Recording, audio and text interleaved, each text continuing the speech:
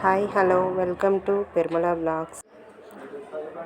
ఈరోజు మనము మసాలా లేకుండా చికెన్ కర్రీ ఎలా చేసుకోవాలో చూద్దాం రండి.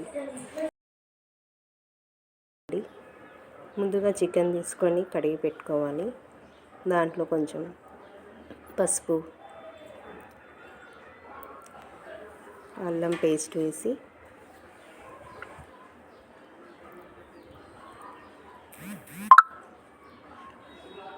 ఒక టీ స్పూన్ కారం, తగినంత ఉప్పు వేసి వాటిని చిటికెడు మసాలా, ధనియాల పౌడర్ అండి మసాలా అంటే, వాటిని బాగా కలుపుకోవాలి. బాగా కలిపి వాటిని చక్కగా కలిపి మ్యాగ్నేట్ చేసుకోవాలి. చాలా రోజుల తర్వాత ఫుల్ వీడియోస్ తీస్తున్నాము. అందరూ లైక్ చేసి సబ్స్క్రైబ్ చేసుకోండి, షేర్ అండ్ కామెంట్. చూడండి, ఇలా మ్యాగ్నేట్ చేసుకోవాలి. బాగా చేసి వాటిని మూత పెట్టేసి పక్కకు పెట్టుకోవాలి.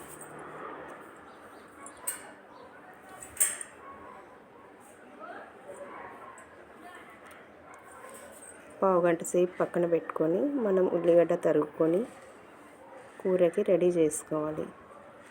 ఆనియన్స్ ఒక 4 ఆనియన్స్ తీసుకున్నాను, చిన్నగా పెద్దగా ఉన్నాయి. చిన్నగా ఇలా కట్ చేసుకొని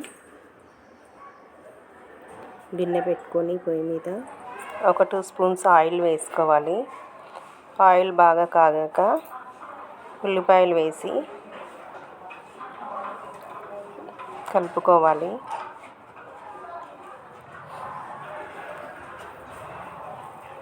వాటిని బాగా కలిపి అలాగ ఒక 5 నిమిషాలు వదిలేసేయాలి. వదిలేస్తే ఇలా ఎర్రగా అవుతుంది. ఇలా ఎర్రగా అయ్యాక చికెన్ మ్యాగ్నేట్ చేసింది పక్కన ఉంది కదా, అది తీసి వేసి బాగా కలుపుకోవాలి. అలా కలిపి ఒక 5 నిమిషాలు మూత పెట్టి వదిలేసేయాలి. మూత పెట్టి వదిలేసాక చూస్తే 5 నిమిషాల తర్వాత ఇలా వాటర్ ఊరింది. వాటర్ ఊరాక మనం ఆల్రెడీ కోసి పెట్టుకున్న టమాటా ముక్కలని దాంట్లో వేసుకోవాలి. ఒక 2 టమాటాలు కట్ చేశాను, కట్ చేసి దాంట్లో వేసేసాను. వేసి దాన్ని బాగా కలుపుకోవాలి.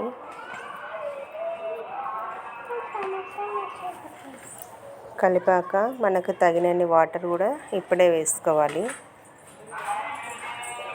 నేను ఒక గ్లాస్ వాటర్ వేసాను.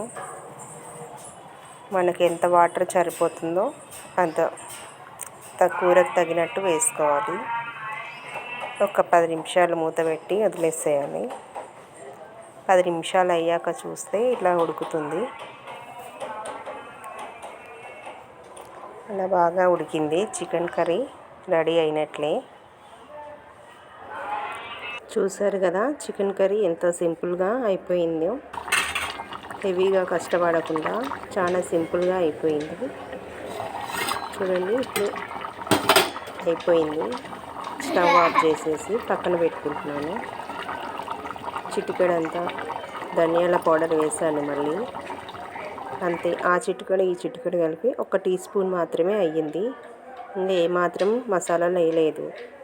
మీకు నచ్చితే like and share, comment, subscribe చేసుకోండి తప్పకుండా. చాలా టేస్టీగా ఉంది కర్రీ. చూడండి, 10 నిమిషాలు అయ్యాక చూస్తే ఇలా మంచిగా ఉంది. అన్నంలోకి, చపాతీలోకి, రొట్టెలోకి, జొన్న రొట్టెలోకి అన్నిటికీ బాగుంటుంది. Thank you.